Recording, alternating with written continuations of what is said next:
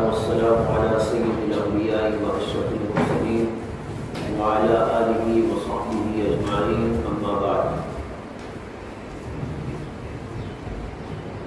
آج کے درس میں امام بخاری رحمۃ اللہ علیہ کا تذکرہ کیا جائے گا۔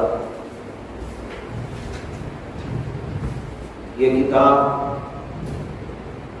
صحیح البخاری امام بخاری رحمۃ اللہ علیہ کی لکھی ہوئی ہے، جیسے کہ ہم سب جانتے ہیں۔ اس لیے یہ بھی ضروری ہے کہ مختصر طور پر امام بخاری رحمۃ اللہ علیہ کے حالات کو جان لیا جائے۔ علماء کہتے ہیں کہ کتاب سے پہلے کتاب کے مصنف کو جاننا چاہیے، تاکہ کتاب کی عظمت اور کتاب کی حیثیت اور مقام ہمیں سمجھ میں آ جائے، اسے کہ جو بڑا آدمی ہوتا ہے اس کی لکھی ہوئی کتاب بھی بڑی ہوتی ہے، چھوٹے آدمی کی لکھی ہوئی بات چھوٹی ہوتی ہے۔ اسی امام بخاری رحمۃ اللہ علیہ کے حالات مختصر طور پر آپ کے سامنے پیش کر رہا ہوں۔ امام بخاری رحمۃ اللہ علیہ کا نام ہے محمد، ان کے والد کا نام تھا اسماعیل، دادا کا نام تھا ابراہیم، ابراہیم کے والد کا نام تھا مغیرہ، اور ان کے والد کا نام تھا بردسبہ۔ تو اس طرح ان کا نسب ہو جاتا ہے محمد بن اسماعیل بن ابراہیم ابن المغیرہ ابن بردسبہ۔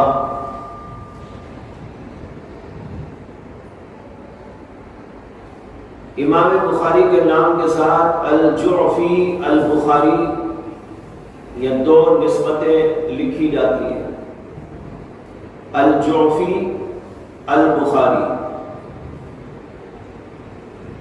امام بخاری کی کنیت ابو عبداللہ ہے، اور امام بخاری خود اپنی کتابوں میں اپنی یہی کنیت استعمال فرماتے ہیں۔ آپ بخاری شریف کے اندر بھی جگہ جگہ دیکھیں گے کہ امام بخاری نے اپنے آپ کو ابو عبداللہ کہا ہے۔ امام بخاری کا لقب امیر المؤمنین فی الحدیث، یعنی اپنے زمانے کے محدثین کے امیر تھے، حدیث کے سلسلے میں امیر المؤمنین تھے۔ امام بخاری رحمۃ اللہ علیہ کے والد محترم جن کا نام اسماعیل ہے، وہ خود بھی بڑے محدث تھے۔ امام بخاری نے اپنی کتاب التاریخ الکبیر میں خود اپنے والد محترم کا تذکرہ کیا ہے، اور کہا ہے کہ میرے والد نے امام مالک سے حدیث حاصل کی، اور اسی طرح حماد ابن زید سے حدیث حاصل کی، اور یہ بھی لکھا ہے کہ میرے والد نے امام ابن المبارک سے مصافحہ کیا، یعنی ان کو دیکھا ہے اگرچہ ان سے استفادہ نہیں کیا۔ تو اس سے معلوم ہوا کہ ان کے والد محترم بڑے عالم تھے، بڑے فاضل تھے، بڑے محدث تھے۔ اور ان کے جو والد تھے ان کا نام تھا ابراہیم، ایک بہت بڑے تاجر تھے، نیک انسان تھے، اور ان کے جو والد تھے ان کا نام تھا مغیرہ۔ مغیرہ نو مسلم تھے، یعنی پہلے وہ غیر مسلم تھے، اس کے بعد انہوں نے اسلام قبول کیا، اور انہی مغیرہ کو جعفی کہا جاتا ہے۔ جعفی کیوں کہا جاتا ہے ابھی میں اس کے بارے میں آپ کو بتاؤں گا۔ مغیرہ کے جو والد تھے بردسبہ، یہ غیر مسلم تھے اور غالباً مجوسی تھے، آگ کے پجاری تھے۔ ان کے بیٹے مغیرہ نے اسلام قبول کیا، اللہ تعالیٰ کی توفیق شامل حال ہوئی اور انہوں نے اسلام قبول کیا تھا۔ ایک شخص کے ہاتھ پر جن کا نام تھا یمان الجوفی، یہ اپنے زمانے کے حاکم بھی تھے، ان کے ہاتھ پر اسلام قبول کرنے کی وجہ سے مغیرہ کو بھی جوفی کہا جانے لگا۔ یہاں پر آپ کو نسبت کے سلسلے میں ایک بات ذہن میں رکھنی چاہیے کہ کتابوں میں عام طور پر ناموں کے ساتھ کچھ نسبتیں لگی ہوئی ہوتی ہیں۔ یہ نسبتیں کئی طرح کی ہوتی ہیں۔ بعض نسبتیں ہوتی ہیں قبیلے کی طرف، بعض نسبتیں ہوتی ہیں اپنے وطن کی طرف، جیسے امام بخاری کو بخاری کہا جاتا ہے بخارا کی نسبت سے کہ ان کی پیدائش بخارا بستی میں ہوئی تھی، تو یہ نسبت وطن کی طرف ہے۔ اور بعض نسبتیں قبیلے کی طرف ہوتی ہیں۔ صحابہ کرام کے بے شمار ناموں کے ساتھ جو نسبتیں آپ کو دکھائی دیتی ہیں وہ قبیلوں کی طرف نسبتیں، کوئی دوسی کہلاتا ہے، کوئی قریشی کہلاتا ہے۔ ہمارے نبی علیہ السلام بھی قریشی تھے، اس لیے کہ قریش خاندان سے آپ کا تعلق تھا۔ اسی طرح ایک نسبت ہوتی ہے، اس کو نسبت ولا کہتے ہیں، نسبت ولا۔ اور نسبت ولا دو قسم کی ہوتی ہے، ایک ولاء العتاقہ اور ایک ولاء الموالات۔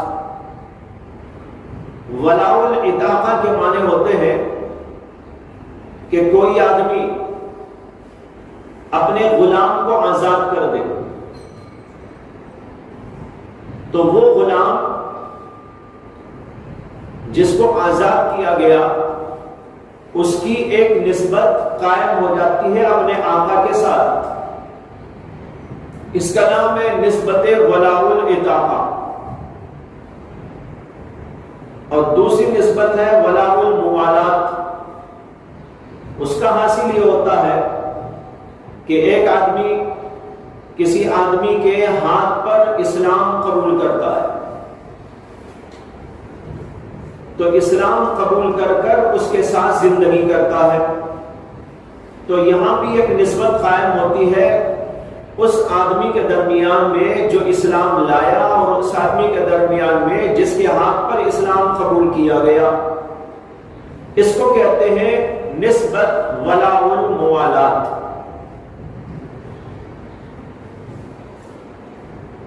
مثال کے طور پر ایک آدمی اسلام قبول کیا ایک آدمی کے ہاتھ پر، تو پہلے زمانے میں ہر قسم کے تعلقات اسلام لانے والے کے اپنے خاندان سے ٹوٹ جاتے تھے، اور آج بھی ایسے ہی ہوتا ہے۔ اگر کوئی اسلام لاتا ہے تو اس کے خاندان سے جدا ہو جاتا ہے، اس کے بیوی بچے بھی اس سے الگ ہو جاتے ہیں، پورا خاندان اس کو اپنے ہاں سے نکال دیتا ہے، پراپرٹی سے اس کا حق ختم کر دیا جاتا ہے، بالکل وہ یکا وہ تنہا رہ جاتا ہے۔ تو ہوتا یہ تھا کہ کوئی آدمی اسلام قبول کرتا تو چونکہ اپنے خاندان سے جدا ہو جاتا، تو جس آدمی کے ہاتھ پر اسلام لاتا اس کے ساتھ اس کی زندگی وابستہ ہو جاتی، ان کے ساتھ رہنا، ان کے ساتھ کھانا، ان کے ساتھ پینا، ان کے ساتھ اٹھنا بیٹھنا، یہ ہوا کرتا تھا۔ تو جو یہ نسبت قائم ہوتی ہے اس نسبت کا نام ہے نسبت ولاء الموالات۔ ولاء العتاقہ غلام کی آزادی پر دونوں کے درمیان قائم ہونے والا رشتہ، اور اس سے یہ نتیجہ نکلتا ہے کہ جو آدمی اپنے غلام کو آزاد کرتا ہے تو وہ آزاد ہونے کے بعد اسی کے ساتھ رہتا سہتا ہے، لیکن آزاد رہتا ہے، اپنی کمائی، اپنا دکان، اپنا مکان، اپنا سب کچھ. تو ان دونوں میں یہ بات طے ہو جاتی ہے کہ میرا انتقال ہوا تو میری پوری پراپرٹی آپ کو، میری پوری جائیداد آپ کو، میرا مال آپ کو. تو غلام کی پراپرٹی، غلام کی تمام چیزیں اس کے مرنے کے بعد اس کے آقا کو مل جاتی ہے. شرط یہ ہے کہ اس کے ذوی الفروض اور اسباب میں سے کوئی نہ ہو. ذوی الفروض جن کے حق شریعت کے اندر مقرر ہے، اگر ایسے کوئی آدمی اس کے نہیں ہے اور اسباب میں سے بھی کوئی اس کے موجود نہیں ہے تو اس صورت کے اندر غلام کی تمام پراپرٹی اور جائیداد اور اموال وہ سب کچھ آقا کو مل جاتے ہیں. یہ ہوتا ہے ولاء العتاقہ میں. اور ولاء الموالات میں یہ تو نہیں ہوتا، البتہ رہنا سہنا کھانا پینا اس طرح کی نسبت قائم ہو جاتی ہے. اس کو کہتے ہیں نسبت ولاء الموالات. امام بخاری رحمۃ اللہ علیہ کے نام کے ساتھ الجوفی جو لگا ہوا ہے وہ اصل میں مغینہ کی نسبت ہے، یعنی ان کے پردادا کی جو اسلام لائے تھے، اور وہ اسلام لائے تھے یمان الجوفی کے ہاتھ پر. تو یمان الجوفی کے ہاتھ پر ایمان لانے کی وجہ سے مغیرہ کو بھی جوفی کہا جانے لگا، اس لیے کہ انہی کے ساتھ رہنا سہنا سب کچھ ہوا کرتا. اس کے بعد یہ نسبت آگے چلی تو امام بخاری کے ساتھ بھی وہ نسبت لگ گئی. تو اس طریقے پر ان کو جوفی کہا جاتا ہے. اور البخاری اس لیے کہ امام بخاری رحمۃ اللہ علیہ کی پیدائش اور ان کا جو مقام تھا وہ بخارا تھا. بخارا کی طرف نسبت کرتے ہوئے ان کو بخاری کہا جاتا ہے. یہ تو ہوا ان کا نام اور ان کی نسبت سے متعلق بات. امام بخاری رحمۃ اللہ علیہ ابھی پیدا ہی ہوئے تھے، چند ماہ گزرے تھے کہ ان کے والد محترم اسماعیل کا انتقال ہو گیا. یتیمی کی حالت میں ان کی والدہ نے ان کی پرورش کی، بہت بہترین انداز سے ان کی تربیت اور کفالت فرماتی رہی.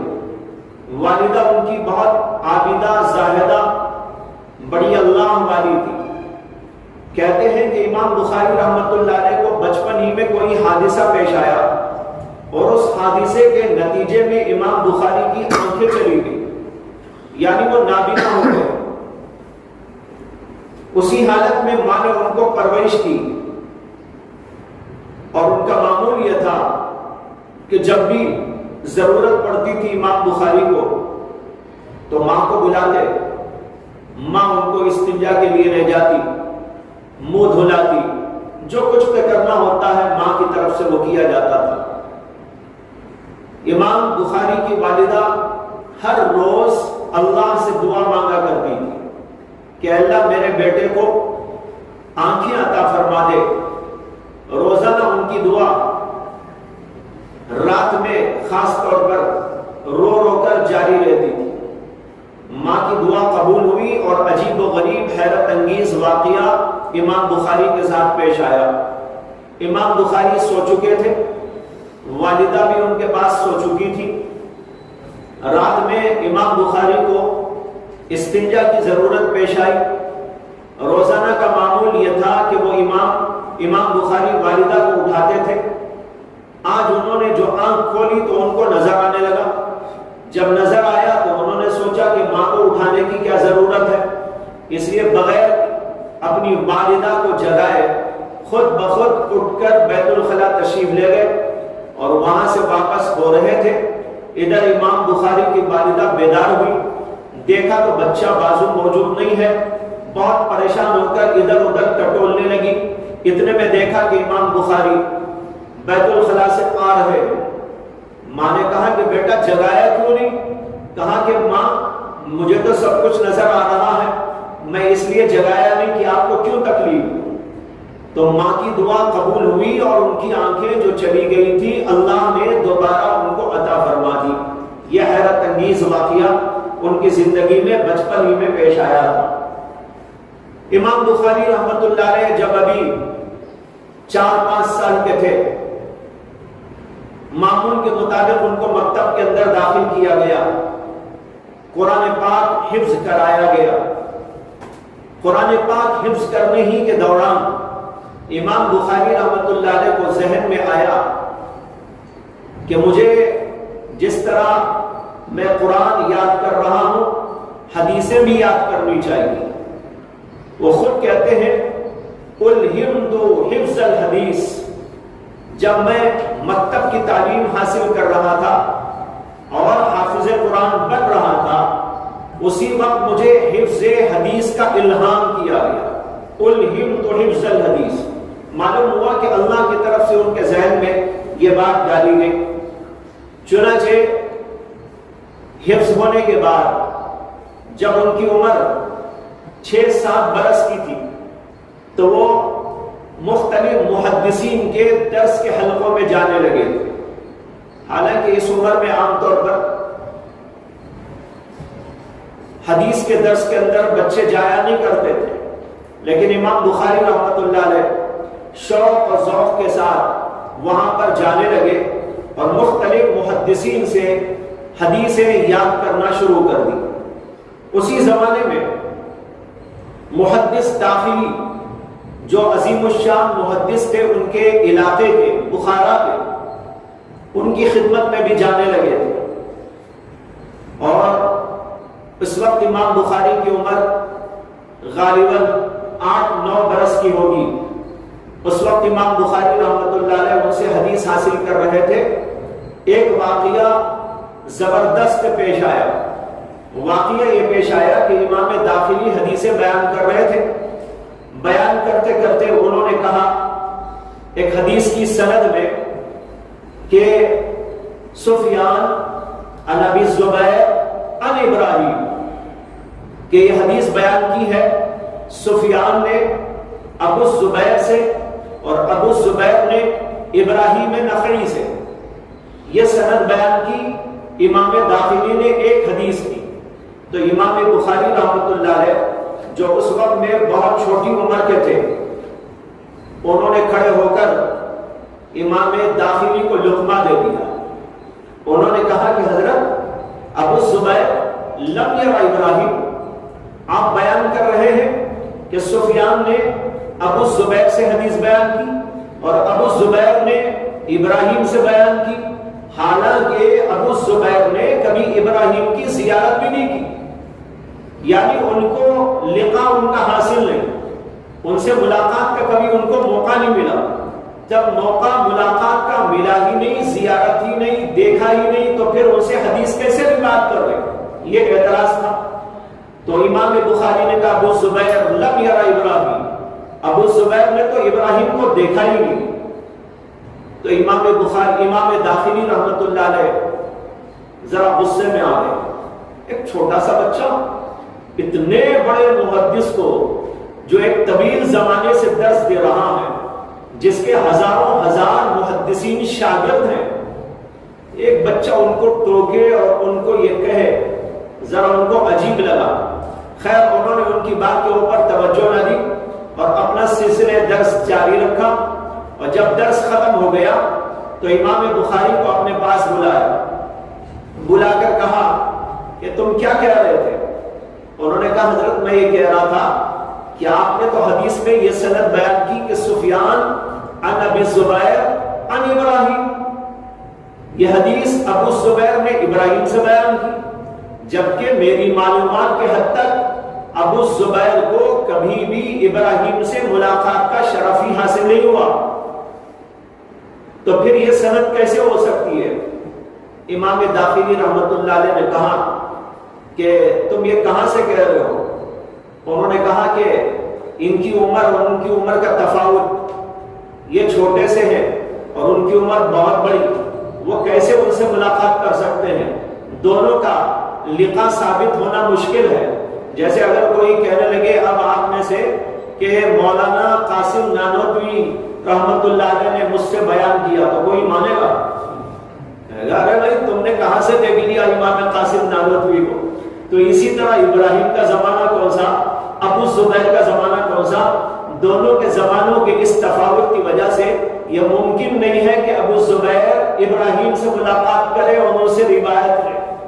امام داخلی نے کہا اور انہوں نے امام بخاری نے خود کہا کہ حضرت مجھے تو یہ سمجھ میں آ رہا ہے آپ اپنی کاپی ضرور دیکھ لیں. امام داخلی اندر تشریف لے گئے، جانے کے بعد اپنی کاپی ٹٹول کے لے آئے اور اس کے اندر اس حدیث کو تراشنے کے بعد دیکھا تو وہاں پر واقعی یوں لکھا ہوا تھا سفیان عن زبیر ابن عدی عن ابراہیم.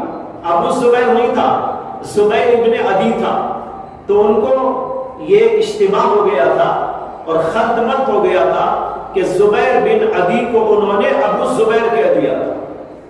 کاپی کے اندر ٹھیک لکھا ہوا تھا. تو امام داخلی نے اس کو دیکھ کر امام بخاری سے کہا ہاں مجھ سے چوک ہو گئی، کل اس کی تصحیح کر دوں گا.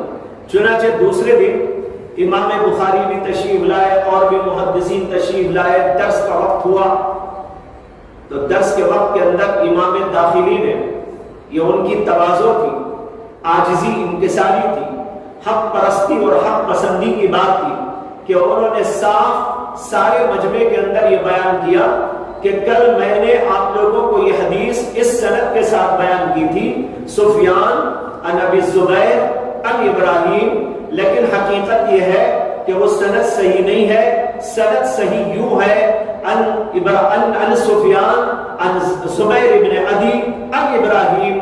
یہ بات مجھ کو اس طالب علم نے بتائی. انہوں نے امام بخاری کی طرف اشارہ کر کے کہا کہ اس بچے نے مجھ کو یہ بات سمجھائی اور میں نے جا کر اپنی کتاب دیکھی تو واقعی مجھ سے غلطی نظر آئی، اس لیے آپ کے سامنے اس کو واضح کر رہا ہوں. یہ واقعہ امام بخاری کے جو ہے شہرت کا باعث بنا اور دنیا بھر میں ان کی شہرت ہو گئی. اتنا چھوٹا سا بچہ اتنے ایک عظیم محدث کو لقمہ دینے کے قابل بن گیا اور وہ بات صحیح نکلی اور امام داخلی رحمت اللہ علیہ نے ان کی بات کو قبول کر لیا تھا.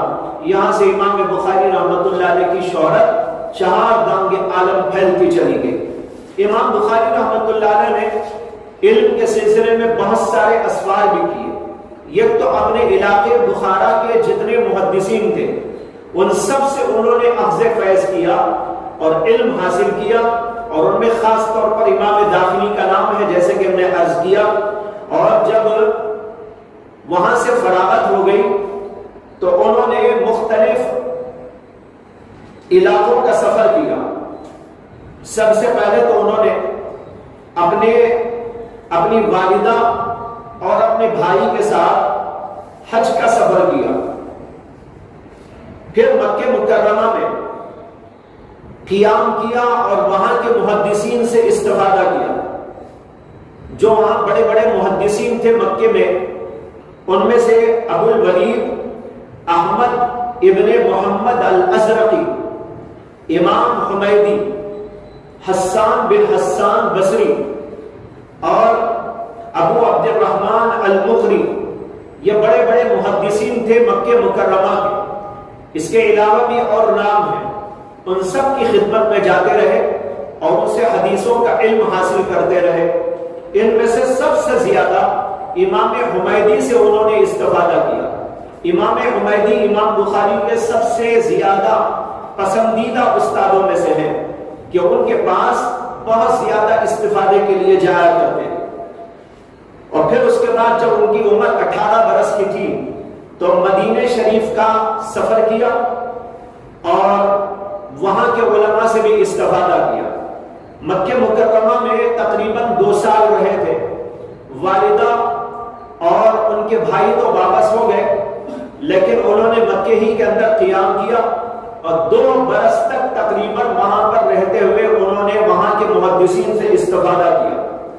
پھر 18 برس کی عمر تھی جب وہ مدینے کا سفر کر کے گئے اور وہاں پر عبد العزیز اویسی، ایوب ابن سلیمان ابن ابن ہلال، اسماعیل ابن ابی ادریس، ابی اویس، ان سب سے استفادہ کیا۔ اور بھی بہت سارے محدثین تھے جو مدینے کے بڑے نامور محدثین مانے جاتے تھے، ان سے انہوں نے فیض حاصل کیا۔ اور مدینے ہی میں رہتے ہوئے ایک کتاب انہوں نے لکھی جس کا نام تھا قضائے الصحابہ، قضائے الصحابہ، یعنی حضرات صحابہ کرام کے دیے ہوئے فیصلے۔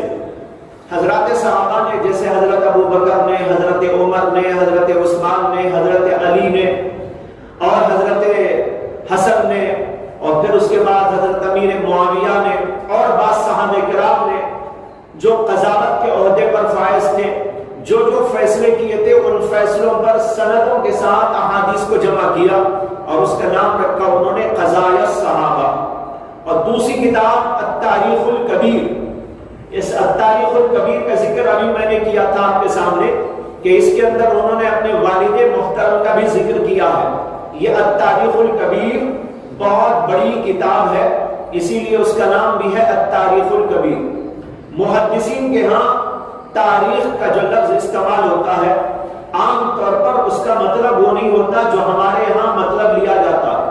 ہمارے ہاں تاریخ کا مطلب یہ ہے کہ کچھ واقعات و حالات دنیا کے اندر کیا کیا پیش آئے اس کو بیان کرے، لیکن یہاں امام بخاری ہو یا دیگر محدثین کرام وہ التاریخ کہتے ہیں راویوں کے حالات، راویوں کے حالات پر لکھی ہوئی کتابیں۔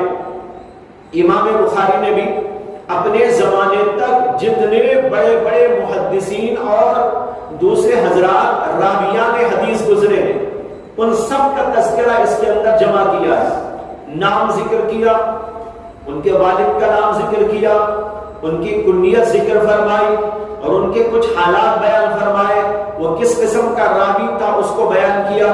یہ ہے التاریخ الکبیر میں۔ التاریخ الکبیر امام بخاری کی ایک کتاب، اس کے علاوہ التاریخ الصغیر بھی ہے، التاریخ الاوسط بھی ان کی کتاب ہے، آگے چل کر اس کا تذکرہ آئے گا۔ بہرحال مدینے میں رہتے ہوئے انہوں نے یہ دو کتابیں لکھی، اس کے بعد بصرہ کا سفر کیا، وہاں پر ابو عاصم النبیل بڑے محدث تھے، امام بخاری نے ان کا تذکرہ بہت ہی عظمت کے ساتھ اپنی کتاب بخاری کے اندر بھی کیا ہے، ابو عاصم النبیل۔ اسی طرح محمد بن عبداللہ انصاری، اسی طرح عبد الرحمن بن حماد الشعیسی، اور اسی طرح محمد بن عطرہ وغیرہ حضرات سے انہوں نے وہاں پر علم حاصل کیا، اور جو کچھ وہاں بصرے کے محدثین کے پاس علم تھا اس کو انہوں نے سمیٹ لیا۔ اس کے بعد پھر سفر کیا کوفے کا، اور وہاں عبید اللہ بن موسیٰ، ابو نعیم، احمد بن یعقوب، اسماعیل ابن ابان، حسن ابن الربیع، خالد ابن مخلد اور سعید ابن حفص وغیرہ حضرات سے علم حاصل کیا۔ یہ وہاں کے بڑے بڑے محدثین تھے، یعنی عبید اللہ بن موسیٰ، ابو نعیم، احمد بن یعقوب اور اسماعیل ابن ابان، حسن ابن الربیع اور خالد ابن مخلد اور سعید ابن حفص، یہ وہاں کے مشہور معروف اور بڑے محدثین تھے۔ امام بخاری نے ان سے بھی استفادہ کیا۔ اس کے بعد انہوں نے سفر کیا ملک شام کا، مصر کا دوبارہ سفر کیا، الجزیرے کا سفر کیا، بغداد کا سفر کیا، نیشاپور کا سفر کیا، بلخ کا سفر کیا، ہرات کا سفر کیا۔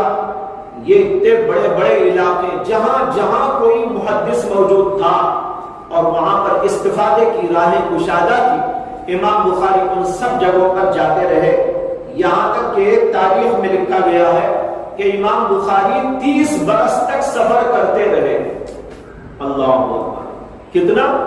30 برس سفر میں گزار دیے۔ اور یہ اس زمانے کا سفر ہے جس کے اندر نہ سواریاں تھی ایسی جیسے کہ آج موجود ہیں، بڑے کٹھن راستے تھے، خطرناک راستے تھے۔ یہ نہیں کہ آج کی طرح پلین میں ایک جگہ سے دوسری جگہ پہنچ گئے یا ٹرین میں بڑی آسانی کے ساتھ پہنچ گئے۔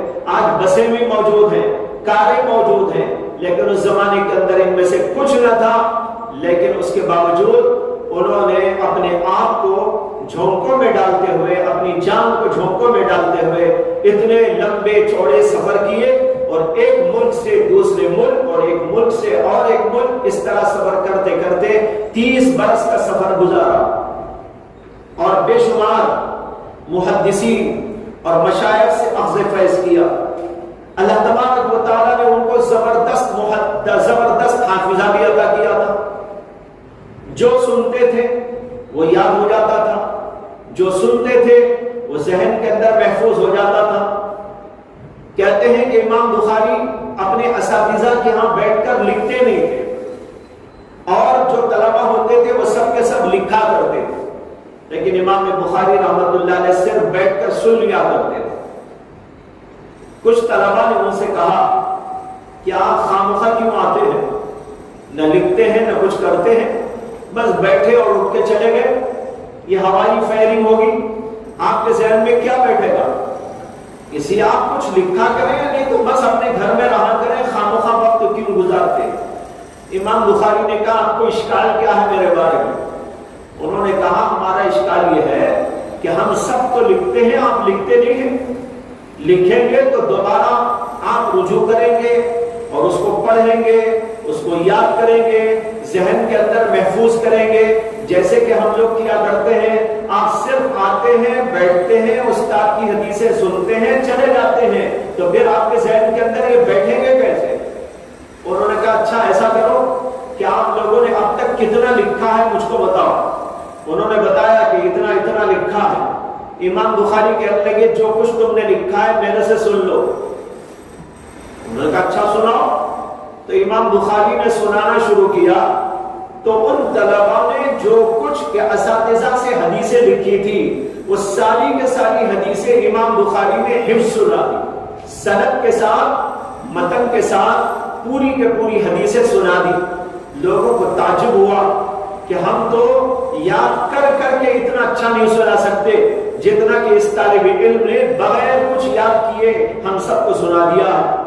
یہاں سے بھی امام بخاری کی شہرت چہار دانگے عالم پھیل گئی۔ بہرحال کہتے ہیں کہ ان کے اساتذہ 4000 تھے، 4000 اساتذہ سے انہوں نے علم حاصل کیا، کسی سے 1-2 حدیثیں، تو کسی سے 100-200 حدیثیں، کسی سے 1000-2000 حدیثیں، یعنی جس کے پاس جتنا علم حاصل کیا جا سکتا تھا وہاں جا کر علم حاصل کرتے رہے، اور اس طریقے پر 4000 محدثین سے انہوں نے علم حاصل کیا۔ حافظہ اللہ نے بڑا زبردست عطا فرمایا تھا، جس کی ایک مثال تو ابھی میں نے دی۔ ایک دوسری مثال جو تاریخ کے اندر ضبط کی گئی ہے وہ یہ ہے کہ امام بخاری رحمۃ اللہ علیہ کا بس جب بڑا شہرہ ہو گیا دنیا بھر کے اندر، اللہ تعالیٰ نے ان کو شہرت عطا کر دی۔ تمام اس زمانے کے محدثین ان کو اپنا امام اور اپنا بڑا مانتے تھے، تو بغداد والوں نے ان کو اپنے یہاں آنے کی دعوت اور کہا کہ آپ ہمارے یہاں تشریف لائے، ہم آپ سے فیض حاصل کرنا چاہتے ہیں۔ یہ بلانے والے عوام نہیں ہوا کرتے تھے، یہ بلانے والے محدثین ہوا کرتے تھے، بڑے بڑے علماء اور فقہا، بڑے بڑے مشائخ ہوا کرتے تھے۔ ان کی دعوت پر امام بخاری نے وقت دے دیا کہ فلاں تاریخ پر میں تمہارے یہاں آؤں گا اور وہاں پر حدیث کا درس دوں گا۔ جب اس کی شہرت ہوئی تو لاکھوں آدمی جمع ہو گئے ان کو دیکھنے کے لیے اور ان سے اخذ فیض کے لیے، لیکن وہاں کے چند محدثین نے امام بخاری کو جانچنے کی کوشش کی کہ واقعی جو ہم سنتے ہیں امام بخاری کے بارے میں وہ بات صحیح بھی ہے یا ویسے ہی شہرت ہو گئی ہے۔ بعض لوگوں کی شہرت ویسے ہی ہو جاتی ہے، بعض لوگ خود اپنے آپ کو مشہور بھی کر لیتے ہیں، لیکن یہ ہوتی ہے وہ شہرت جو اللہ کی طرف سے عطا ہوتی ہے اور اس کے اندر بڑی جان ہوتی ہے اور واقعیت ہوا کرتی ہے۔ ان محدثین نے سوچا کہ امام بخاری کو جانچنا چاہیے کہ واقعی یہ اس قابل ہے اور واقعی کیا اس درجے کے بڑے محدث ہیں یا یوں ہی ان کی شہرت ہو گئی۔ تو وہاں کے 10 بڑے بڑے محدثین نے بیٹھ کر آپس کے اندر ایک مشورہ کیا انہوں نے کہا کہ ہم امام بخاری کو اس طرح جانچیں گے کہ ہم میں سے ہر آدمی 10 حدیثوں کو منتخب کر لیں اور ان 10 حدیثوں کو منتخب کرنے کے بعد ان کی سند اور ان کے متن کو جدا کر دے. کسی کی سند کسی حدیث کے ساتھ لگا دے, کسی اور حدیث کی سند کسی اور متن کے ساتھ میں لگا دے, اس طریقے پر گڑبڑ کر دے. 10 محدثین 10 حدیثوں میں یہ گڑبڑ کریں گے تو کل کتنی ہو جائے گی؟ 100 حدیثیں ہو جائیں گی. انہوں نے کہا ہم یہ حدیثیں لے کر جو گڑبڑی والی حدیثیں ہیں سندوں اور متنوں میں ہم نے فرق کر دیا ہے, ان احادیث کو لے کر امام بخاری کے بالکل سامنے بیٹھ جائیں گے اور جب امام بخاری تشریف لائیں گے تو ہم ان سے ایک ایک کر کے پوچھیں گے کہ اس حدیث کے بارے میں آپ بتائیں, اس حدیث کے بارے میں آپ بتائیں. تو امام بخاری کیا جواب دیتے ہیں یہ دیکھ لیں گے. اگر وہ کچھ پہنچے ہوئے نہیں ہیں تو ہم جو گڑبڑی کی حدیثیں پیش کر رہے ہیں اسے بھی قبول کر لیں گے. اسے کونے تو پتہ بھی نہیں چلے گا. اسے یہ جو جانکار نہیں ہوتا اسے پتہ کیا چلتا ہے کہ حق کیا ہے, باطل کیا ہے, اچھا کیا ہے, برا کیا ہے, صحیح کیا ہے, غلط کیا ہے, اسے وہ قبول کر لیں گے. اور اگر واقعی وہ بڑے محدث ہیں اور بڑی مہارت ہے اور بڑی نظر ان کی ہے, بڑی گہرائی اور گہرائی ان کے علم کے اندر موجود ہے, وہ تمام احادیث کے اوپر بڑا گہری نظر رکھتے ہیں, تو وہ پھر پہچان لیں گے کہ ہم نے کیا گڑبڑی کی ہے. اس طریقے پر ان 10 محدثین نے گڑبڑ کر دی حدیثوں میں. متن تھا ایک, سند لگا دی کچھ. مثال کے طور پر حدیث ہے انما الاعمال بالنیات وانما لامرئ ما نوى فمن كانت هجرته الى الله ورسوله فهجرته الى الله ورسوله ومن كانت هجرته الى دنيا يصيبها او الى امرأة ينكحها فهجرته الى ما هاجر اليه. یہ حدیث سند اس کی یہ ہے کہ حضرت عمر اس کے راوی, حضرت عمر اس کے راوی. انہوں نے کیا کیا, عمر کی جگہ لگا دیا ابو بکر صدیق اور کہا ان ابی بکر صدیق رضی اللہ تعالی عنہ قال سمعت رسول اللہ صلی اللہ علیہ وسلم انما الاعمال بالنیات. کوئی حدیث ابو ہریرہ کی تھی, اس پہ لگا دیا انہوں نے نام حضرت عمر کا. کوئی حدیث ابن عباس کی تھی, اس کے ساتھ جوڑ دی کوئی اور حدیث جو روایت کیا تھا ابو بکر صدیق نے. اس طریقے پر سندوں کو گڑبڑ کر دیا, کسی کی کسی کے ساتھ, کسی کی کسی کے ساتھ میں لگا دیا. اور میں تو ایک نام ذکر کر رہا ہوں, انہوں نے پوری سند ہی بگاڑ دی اور بگاڑ کر رکھ لی اپنے ذہن کے اندر. اور جب امام بخاری تشریف لائے, ہزاروں نہیں لاکھوں کا مجمع, امام بخاری اپنی مسجد پر تشریف فرما ہوئے اور تمام لوگ بیٹھ گئے اور یہ 10 محدثین سامنے امام بخاری کو گھیر کے بیٹھ گئے. اور پھر اس کے بعد امام بخاری سے کہنے لگے کہ حضرت ہمارے پاس کچھ حدیثیں ہیں, یہ حدیثیں آپ کے سامنے ہم پیش کر رہے ہیں. محدثین کی اصطلاح میں اس کو کہا جاتا ہے عرض الحدیث. کیا نام؟ عرض الحدیث, یعنی حدیث کا پیش کرنا. ایک تو یہ ہے کہ استاد بیان کرتا ہے اور طلبہ اس کو سنتے ہیں. دوسرا طریقہ ہوتا ہے کہ شاگرد پڑھتا ہے, استاد اس کو سنتا ہے اور سننے کے بعد اس کی تصدیق کرتا ہے کہ ہاں یہ بھی ایک طریقہ ہے. امام بخاری نے اپنی بخاری شریف کے اندر اس کے اوپر ایک باب کتاب العلم میں قائم کیا, عرض الحدیث کا. وہاں پر آپ اس کو پڑھیں گے. تو کبھی ایسا ہوتا ہے کہ استاد حدیث سناتا ہے, طلبہ سن کر اس کو لکھ لیتے ہیں یا یاد کر لیتے ہیں.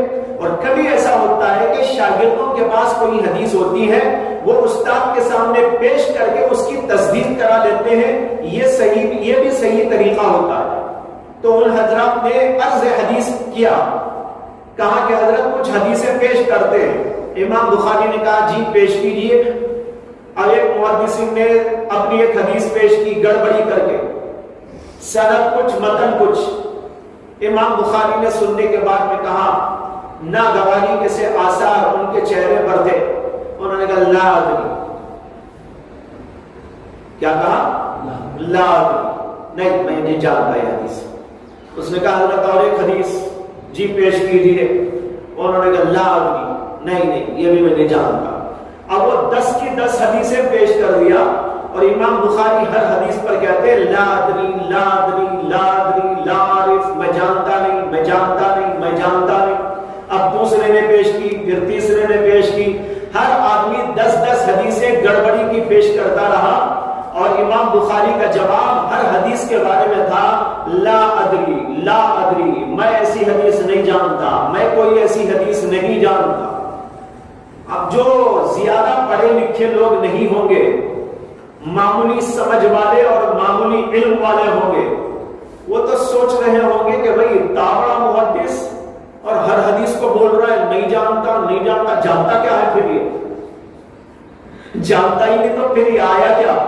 شاید یہ کہتے ہوں کچھ لوگ، لیکن یہ گڑبڑ کر کے جو بیٹھے تھے نا سامنے، وہ ان کی مہارت اور ان کی لیاقت اور ان کی استعداد اور ان کی قابلیت کی داد دے رہے تھے اور دل کے اندر ان کی عظمت بڑھتی چلی جا رہی تھی. انہوں نے سمجھ لیا کہ امام بخاری نے ہماری گڑبڑی کو سمجھ لیا ہے، اسی لیے تو کہہ رہے ہیں لا ادری لا ادری لا ادری، نہیں اسی میں کوئی حدیث نہیں جانتا، اس لیے کہ وہ حدیث تو دوسری ہے، تم نے گڑبڑی کر دی ہے. بہرحال ان 10 کے 10 لوگوں نے گڑبڑ کر کے 10 حدیثیں کر کے کل 100 حدیثیں امام بخاری کے سامنے پیش کر دی اور امام بخاری ہر حدیث پر لا ادری کہہ کر بیان کر رہے تھے، بتا رہے تھے کہ ایسی کوئی حدیث نہیں ہے. جب وہ سب فارغ ہو گئے تو اب دیکھیے کارنامہ امام بخاری کا کہ امام بخاری نے اس کے بعد پہلے محدث کو دیکھا اور کہا کہ آپ نے پہلے نمبر پر یہ حدیث بیان کی. اب ان کو وہ حدیث پھر یاد ہو گئی، یعنی وہ گڑبڑی والی بھی یاد ہو گئی. جو اصل تھی وہ تو تھی ہی، وہ یاد ہی تھی ان کو. جو انہوں نے گڑبڑ کر دی تھی سندوں میں، غلط سندیں لگا دی تھی، وہ غلط بھی ان کو یاد ہو گیا. انہوں نے کہا آپ نے پہلے نمبر پر یہ حدیث کے راوی سے بیان کی تھی، لیکن یہ اس کی سند نہیں ہے، اس کی سند وہ ہے جو آپ نے تیسرے نمبر پر بیان کی. آپ نے دوسرے نمبر پر یہ حدیث بیان کی تھی اور اس کی سند آپ نے یہ بیان کی تھی، لیکن اس کی سند وہ نہیں ہے، اس کی سند وہ ہے جو آپ نے 10ویں حدیث کے ساتھ میں لگا رکھی تھی. آپ نے 5ویں نمبر پر جو حدیث بیان کی وہ اس کے ساتھ جو سند تھی وہ اس کی سند نہیں تھی، اس کی سند وہ تھی جو آپ نے نمبر اول پہ لگا رکھی تھی. اس طرح ہر حدیث اور ہر متن کو، ہر سند اور ہر متن کو جوڑ کر بتا دیا کہ صحیح کیا ہے اور انہوں نے غلط کیا تھا. اس طرح تمام محدثین کی 100 حدیثوں کو انہوں نے وہاں پر ٹھیک کر کے بتا دیا اور سارا مجمع دنگ رہ گیا کہ واقعی ایسا محدث کو دنیا میں دیکھا نہیں. بھائیو، یہ ہے امام بخاری رحمۃ اللہ علیہ. لا ادری کا جملہ بھی کبھی بہت بڑا ہوتا ہے. لا ادری کا معنی یہ نہیں ہوتا کہ جانتا نہیں، لا ادری کا معنی ہوتا ہے جو تم بول رہے ہو وہ نہیں جانتا، جو تم غلط بول رہے ہو وہ نہیں جانتا. جانتا ہوں لیکن تم جو غلط بیان کر رہے ہو وہ میں نہیں جانتا. یہاں یہی مطلب تھا امام بخاری کا. لا ادری یعنی وہ نہیں جانتا جو آپ بیان کر رہے، وہ طریقے سے وہ حدیث نہیں آئی، اس سند کے ساتھ وہ حدیث نہیں آئی، اس کی سند تو دوسری تھی. اس طریقے پر امام بخاری رحمۃ اللہ علیہ نے اپنے حافظے کا امتحان دے کر وہ کامیابی حاصل کر لی کہ دنیا کے اندر ان کی شہرت بہت زیادہ بڑھتی چلی گئی. بہرحال یہ تھے امام بخاری رحمۃ اللہ علیہ اور ان کے اسفار اور ان کا حافظہ. لیکن بھائی اس کے بعد امام بخاری رحمۃ اللہ علیہ کا درس کا سلسلہ جاری ہو گیا. وہ درس دیا کرتے تھے اور ایک درس کے اندر ان کے قریب 1,00,000 شاگرد ہوا کرتے تھے. اللہ اکبر، 1,00,000 شاگرد. اور امام بخاری رحمۃ اللہ علیہ نے حدیثوں کا درس دیا اور بے شمار شاگرد پیدا ہوئے. اس کے ساتھ تصنیفی کام بھی کیا جس کا تذکرہ آگے چل کر کروں گا. اس سے پہلے ایک بات یہ بھی سمجھ لیں کہ جو جتنا بڑا آدمی ہوتا ہے اللہ اسے آزمائشوں میں بھی ڈالتا ہے. اللہ آزمائش کے لیے بڑے حالات پیدا کر دیتے ہیں. یہ جانچنے کے لیے اور جاننے کے لیے کہ میرا بندہ میرا ہی بندہ ہے، یہ کہ اپنے نفس کا بندہ ہے۔ اللہ جانچنے کے لیے عام طور پر بڑے بڑے لوگوں کو بڑے بڑے مسائل میں، بڑی بڑی آفات میں، بڑی بڑی بلاؤں میں، بڑے بڑے مسائل میں مبتلا فرما دیتے ہیں۔ اور امام بخاری کے ساتھ بھی ایسے ہی احوال پیش آئے، جیسے امام ابو حنیفہ کے ساتھ پیش آئے، امام مالک کے ساتھ پیش آئے۔ امام ابو حنیفہ رحمۃ اللہ علیہ کو قید میں ڈالا گیا تھا، زہر دیا گیا تھا۔ امام مالک رحمۃ اللہ علیہ کو کالک لگا کر گدھے پہ بٹھا کر بٹائی کر کر کے پورے مدینے کی گلیوں میں، پورے مدینے کے کوچوں میں گھمایا گیا تھا۔ اس طرح کی آزمائشیں آئی۔ امام احمد بن حنبل پر خلق قرآن کے مسئلے میں بہت بڑی آفت، بہت بڑی آزمائش پیش آئی، اور ان کو اللہ تبارک و تعالیٰ نے آزما کر دیکھ لیا کہ یہ لوگ کتنے بڑے تھے۔ اسی طرح امام بخاری کے ساتھ بھی واقعہ پیش آیا۔ امام بخاری کو جیلا وطن کیا گیا، یعنی ان کے وطن میں رہنے سے ان کو منع کر دیا گیا اور ان کے وطن سے ان کو باہر نکال دیا گیا۔ اس میں روایات مختلف ہے کہ کیوں یہ واقعہ پیش آیا۔ ایک واقعہ یہ بیان کیا جاتا ہے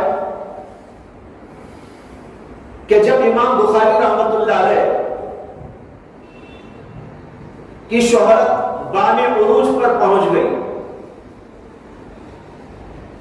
اور وہ حدیث کے نامور امام تھے، اسی کے ساتھ انہوں نے فتویٰ دینا بھی شروع کیا۔ لوگ ان سے مسائل میں رجوع کرتے تو وہ فتویٰ بھی دیتے تھے۔ ایک ہے حدیث کا روایت کرنا اور ایک ہے حدیث سے مسائل کا اخذ کرنا اور فتویٰ دینا۔ دونوں کے اندر فرق ہوا کرتا ہے۔ اس فرق کو آپ اس واقعے سے سمجھ سکتے ہیں کہ امام ابو حنیفہ رحمۃ اللہ علیہ کے استاد امام شعبی، جن کا پورا نام تھا عامر ابن شرحبیل الشعبی، بڑے محدث تھے، عظیم الشان محدث تھے۔ ایک بار ایک آدمی ان کے پاس آیا اور ایک مسئلہ دریافت کیا۔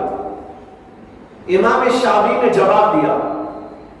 وہ آدمی کہنے لگا کہ میں نے ابو حنیفہ سے بھی یہ مسئلہ پوچھا، لیکن ان کا جواب آپ کے جواب سے مختلف ہے۔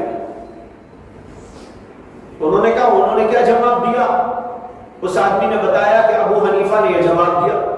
امام ابو حنیفہ شاگرد تھے امام شعبی کے۔ امام شعبی نے کہا کہ اچھا جب وہ آئیں گے تو میں ان سے اس بارے میں گفتگو کروں گا۔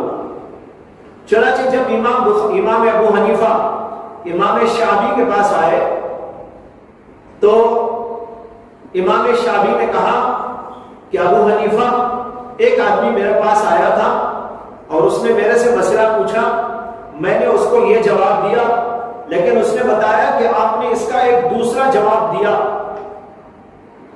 تو آپ نے کیا جواب دیا؟ امام ابو حنیفہ نے بتایا کہ میں نے یہ جواب دیا۔ امام شعبی نے پوچھا من این اخذت ھذا الجواب، آپ نے یہ جواب کہاں سے لیا؟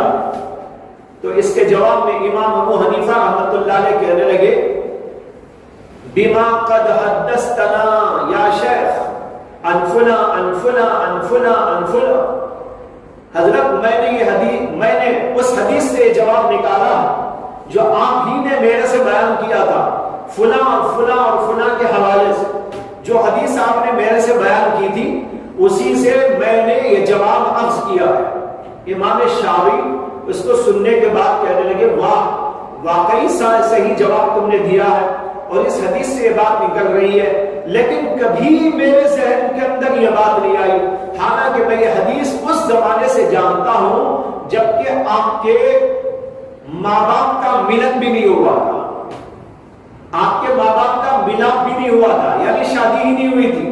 جب آپ کے ماں باپ کی شادی ہی نہیں ہوئی تھی تو آپ کہاں ہوں گے دنیا میں؟ میں اس وقت سے اس حدیث کو جانتا ہوں، لیکن کبھی میرے ذہن کے اندر وہ جواب اس سے نہیں نکلا جو تمہارے ذہن کے اندر آ گیا. اور یہ کہہ کر امام شعبی نے کہا تھا انتم السیادہ نحن السیادہ وانتم الاطباء. ہم تو بھائی کیمسٹ کی دکان والے ہیں، دوائیوں کی دکان والے ہیں، دوائیاں سجائے بیٹھے ہیں. نحن السیادہ وانتم الاطباء، لیکن ڈاکٹر تو تم لوگ. ایک آدمی کو وہ ہوتا ہے جو دوائیاں رکھا بیٹھا ہے، دوائیاں رکھ لینے والے کو یہ پتہ تھوڑا ہی ہوتا ہے کہ کس بیماری کی دوا کس کے اندر ہے، کس بیماری کی شفا کس کے اندر ہے. وہ تو ڈاکٹر کو معلوم ہوتا ہے. انہوں نے کہا ہم تو حدیثوں کا علم رکھتے ہیں، حدیثوں کا دکان سجائے ہوئے ہیں، بے شمار حدیثیں ہمارے پاس موجود ہیں، لیکن کس حدیث میں کس چیز کا جواب موجود ہے یہ تو فقہائے کرام جانتے ہیں. یہ جواب امام ابو حنیفہ نے دیا تھا تو امام شعبی نے اس کی تصدیق کی اور یہ تاریخی جملہ انہوں نے ارشاد فرمایا. تو بہرحال بتانا یہ ہے، ایک ہوتا ہے محدث. محدث کا کام ہوتا ہے حدیثوں کو یاد کرنا، راویوں کی جانچ پڑتال کرنا، اس کے اندر سے صحیح اور غلط حدیثوں کا امتیاز کرنا، اس کے الفاظ کو برابر یاد رکھنا اور پھر اس کی روایت کرنا، دوسروں تک اس کے علم کو پہنچانا. یہ کام حضرات محدثین کا ہوتا ہے. اور ایک کام فقہائے کرام کا ہوتا ہے. فقہائے کرام حدیثوں پر غور و فکر کرتے ہیں، ایک ایک حدیث سے بے شمار مسائل نکالتے ہیں، ایک ایک حدیث سے بے شمار اسرار حقائق نکالتے ہیں. یہ حضرات فقہائے کرام کا کام ہوا کرتا ہے. ہر محدث فقیہ نہیں ہوا کرتا اور ہر جو ہے فقیہ محدث ہوتا ہے. ہر فقیہ کا محدث ہونا ضروری ہے، اس لیے کہ حدیث کا علم نہیں ہوگا تو وہ فقیہ کیسے بنے گا. لیکن ہر محدث کا فقیہ ہونا ضروری نہیں. بہت سارے فقہاء ایسے، بہت سارے محدثین ایسے گزرے ہیں جنہوں نے حدیث کی روایت کی لیکن مسائل کے سلسلے میں وہ حضرات فقہاء کی طرف رجوع کیا کرتے تھے.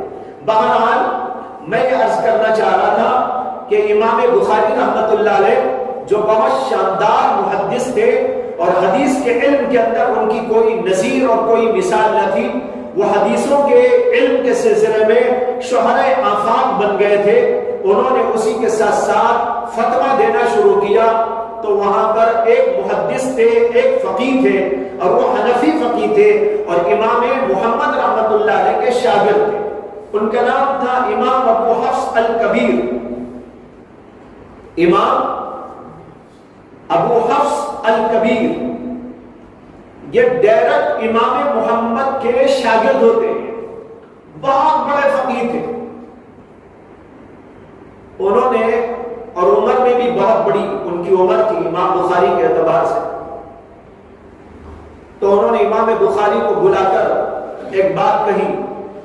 انہوں نے کہا کہ جناب آپ کو اللہ نے علم حدیث کی مہارت دی ہے، آپ اس سلسلے میں اپنا کام جاری رکھیں لیکن آپ فتویٰ نہ دیا کریں. فتویٰ دینا فقیہ کا کام ہوتا ہے، لہذا آپ اس سے احتراز کریں اور فقہاء کی طرف رجوع کیا کریں اور دوسرے لوگ آپ سے پوچھیں تو ان کو بھی فقہاء کی طرف رجوع کرا دیا کریں. لیکن امام بخاری رحمۃ اللہ علیہ اس کے باوجود فتویٰ دیا کرتے تھے. ان سے ایک آدمی نے مسئلہ پوچھ لیا. مسئلہ یہ پوچھا کہ میرے ہاں بکری ہے، بکری کا دودھ نکالتے ہیں اور جو ہے بکری کا دودھ بچوں کو پلایا جاتا ہے اور یہ کئی اور لوگ بھی پیتے ہیں. تو کیا اس سے حرمت رضاعت ثابت ہو جاتی ہے؟ یہ آپ کو معلوم ہے نا مسئلہ کہ حرمت رضاعت ایک ہی ماں سے اگر دو بچے دودھ پیتے ہیں تو وہ بھائی بھائی ہو جاتے ہیں، دودھ بھائی. اسی طرح بکری کا دودھ بھی اگر کوئی دو آدمی چار آدمی مل کر پی لیتے ہیں تو کیا اس سے بھی رضاعت ثابت ہو جاتی ہے؟ یہ مسئلہ پوچھا کسی نے. تو امام بخاری رحمۃ اللہ علیہ نے اس کے جواب میں کہا کہ ہاں حرمت رضاعت ثابت ہو جائے گی. جو بھی دودھ ایک بکری کا پیئیں گے وہ سب آپس میں بھائی بھائی ہو جائیں گے. اگر لڑکیاں پیئیں گی تو وہ بہنیں ہو جائیں گی، بھائی بہن بن جائیں گے، اور ان کے اندر رشتہ حرام ہو جائے گا. جیسے کہ دودھ کے رشتے کے اندر یہ ہوتا ہے کہ اگر ایک لڑکی نے ایک ہی عورت کا دودھ پی لیا تو ان کے درمیان میں رشتہ نہیں ہو سکتا، نکاح نہیں ہو سکتا. اسی طرح ایک بکری کا دودھ اگر کوئی لڑکی اور لڑکا دونوں پی لیں تو ان کے اندر بھی حرمت رضاعت ثابت ہو جائے گی. ظاہر بات ہے مسئلہ تو بہت غلط تھا، اور کسی فقیہ کے ہاں ایسا کوئی مسئلہ ہے. جب یہ مسئلہ انہوں نے بیان کر دیا اور لوگوں کے درمیان میں مشہور ہوا تو بڑا ہنگامہ ہو گیا. یہاں تک کہ ابو حفص الکبیر نے جو ان سے کہا تھا کہ آپ فتویٰ نہ دیا کریں، انہوں نے حاکم سے شکایت کی کہ یہ اس طرح کے غلط سلط فتوے دیتے ہیں، لہذا ان کو اپنے وطن سے جدا کر دینا چاہیے. چنانچہ یہ واقعہ پیش آنے کے بعد حاکم وقت نے ان کو اپنے یہاں سے نکل جانے کا حکم دے دیا. یہ واقعہ بعض تاریخوں کے اندر لکھا ہوا ہے، لیکن بڑے بڑے محققین کا خیال یہ ہے کہ یہ واقعہ غلط ہے، اور سند کے طور پر بھی ہمیں کوئی ایسی بات نہیں ملتی جو ثابت کر سکے کہ یہ واقعہ صحیح ہے. ایک طرف امام بخاری کی جلالت و عظمت سے یہ بات بہت بعید ہے کہ وہ اتنا چھوٹا سا مسئلہ نہ جانتے ہو. ارے بھائی، اتنا بڑا فقیہ، اتنا بڑا عظیم محدث، وہ اتنی چھوٹی بات نہ جانتا ہو جس کو ایک معمولی جاہل بھی جان لیتا ہے. آٹو ڈرائیور سے بھی آپ پوچھیں گے تو بتا دے گا، کار کا ڈرائیور بھی اس کو جانتا ہے، بلکہ ویسے ہی ادھر ادھر پھرنے والے لفنگے لوگ وہ بھی اس مسئلے کو جانتے ہیں. کیا امام بخاری اتنے بڑے عظیم محدث ہو کر انہیں چھوٹا سا مسئلہ معلوم نہ ہوگا؟ اور دوسری طرف ابو حفص الکبیر کوئی معمولی آدمی نہیں تھے کہ وہ امام بخاری سے دشمنی کرے اور ان کو اپنے ہاں وطن سے نکالنے کی محنت کرے، اور وہ تعصب اور حسد اور بغض کی وجہ سے ان کو شہر سے نکال دینے کا حکم جاری کر دے. یہ بات بھی بعید ہے. اس لیے نہ امام بخاری کی طرف اس بات کی نسبت درست معلوم ہوتی ہے کہ انہوں نے یہ غلط مسئلہ بیان کیا، نہ ابو حفص کبیر کی طرف یہ نسبت درست معلوم ہوتی ہے کہ انہوں نے امام بخاری کو وہاں سے نکالنے کی کوئی تدبیر کی تھی. یہ دونوں باتیں غلط ہیں. اس لیے اس واقعے کو میں نے ذکر تو کیا، لیکن یہ بھی میں نے بتا دیا کہ واقعہ صحیح نہیں ہے، غلط ہے. دوسرا واقعہ یہ بیان کیا جاتا ہے کہ سن 250 ہجری میں امام بخاری کا ایک سفر نیشاپور کا پیش آیا. نیشاپور وہی بستی ہے جہاں کے امام مسلم تھے، امام مسلم کی بستی. اسی بستی میں دعوت دینے پر امام بخاری رحمت اللہ علیہ تشریف لے گئے. جب وہاں وہ تشریف لے گئے تو وہاں ایک بہت بڑے محدث رہتے تھے، ان کا نام تھا امام محمد بن یحییٰ الزہلی. یہ امام مسلم کے بھی استاد تھے. امام مسلم نے زیادہ تر انہی سے حاصل کیا تھا. تو امام بخاری جب وہاں پر پہنچے تو ان کا استقبال بہت دور سے کرنے کے لیے ہزاروں کی تعداد میں لوگ جمع ہو گئے، اور ان کے استقبال کے لیے خود امام زہلی بھی تشریف لائے. حالانکہ خود بہت بڑے عالم تھے، بہت بڑے محدث تھے، دنیا میں ان کا چرچا تھا، لیکن امام بخاری کی عظمت اور جلالت کی وجہ سے امام زہلی بھی ان کے استقبال کے لیے تشریف لائے. ہزاروں کا مجمع تھا. پورے استقبال کے ساتھ امام بخاری کو شہر نیشاپور لے کر گئے. لیکن امام زہلی نے اپنے شاگردوں سے ایک بات کہہ دی تھی کہ بھائی امام بخاری کے پاس تم لوگ جایا کرو، ان سے حدیثیں حاصل کیا کرو، لیکن عقیدے کے مسئلے میں کوئی بات ان سے نہ پوچھو. لیکن یہ بات سمجھنے کے لیے تھوڑی سی تفصیل درکار ہے، تب آپ کو یہ بات جملہ ان کا سمجھ میں آئے گا کہ کیا مطلب ہے اس کا. امام زہلی نے کہا کہ آپ لوگ امام بخاری کے پاس جائیں، ان سے حاصل کریں علم، لیکن حدیث کی حد تک باقی عقیدے کے مسائل میں ان سے گفتگو نہ کرے اور کوئی بات ان سے نہ پوچھے۔ یہ بات انہوں نے کیوں کہی؟ ایک تاریخ میں تاریخ کی کچھ جانکاری کی ضرورت ہے۔ آپ کو معلوم ہوگا کہ اسی زمانے کے ذرا پہلے امام احمد بن حنبل رحمت اللہ علیہ کا آزمائش کا بہت بڑا واقعہ پیش آیا۔ واقعہ کیا تھا؟ واقعہ یہ تھا کہ امام احمد بن حنبل کے اس دور میں مامون الرشید کا دور تھا اور معتزلہ ایک فرقہ جو گمراہ فرقہ تھا، اس نے ایک عجیب مسئلہ دنیا کے اندر عام کر دیا تھا، اور وہ تھا خلق قرآن کا مسئلہ، یعنی قرآن کریم اللہ کی مخلوق ہے۔ یہ اہل سنت والجماعت کے عقیدے کے خلاف ہے، اس لیے کہ قرآن تو اللہ کا کلام ہے، اللہ کی ایک صفت ہے، صفت کلام۔ اسی صفت کلام سے کلام صادر ہو کر ہم تک پہنچا ہوا ہے، وہ اللہ کی مخلوق کیسے ہو سکتا ہے؟ مخلوق وہ ہوتی ہے جس کو اللہ بناتا ہے، اللہ پیدا کرتا ہے۔ اللہ نے کلام پیدا نہیں کیا بلکہ وہ اللہ کی صفت ہے۔ اللہ تبارک و تعالیٰ جیسے موجود، اسی طرح اس کی صفات اس کے ساتھ موجود، اور اس کی صفات ازلی ہے، ابدی ہے، ہمیشہ سے ہے، ہمیشہ رہنے والی۔ لیکن جو مخلوق ہوتی ہے وہ نہ ازلی ہے نہ ابدی ہے۔ دیکھو یہ بلڈنگیں موجود، یہ آسمان موجود، چاند سورج موجود، حجر و شجر موجود، یہ سب کی سب چیزیں اللہ کی مخلوق ہے۔ اور اللہ کی مخلوق جو ہوتی ہے وہ اللہ پیدا کرتے ہیں جب وہ چاہتے ہیں، اور جب وہ چاہتے ہیں تو اس کو ملیامت بھی کر دیتے۔ یہ ہوتی ہے مخلوق۔ تو کلام اللہ مخلوق نہیں ہو سکتا، وہ اللہ کی صفت ہے۔ اس لیے تمام کے تمام اہل سنت والجماعت کا عقیدہ ہے کہ قرآن کلام اللہ ہے اور اللہ کی صفت ہے، غیر مخلوق ہے۔ لیکن معتزلہ نے خواہ مخواہ ایک مسئلہ چھیڑ دیا اور دنیا میں پھیلا دیا کہ قرآن اللہ کی مخلوق ہے۔ بڑا ہنگامہ چلا، اور اس ہنگامے کے بعد یہ نتیجہ سامنے آیا کہ جو بادشاہ تھا وہ بھی ان کے مسلک کا حامل ہو گیا، یعنی مامون الرشید۔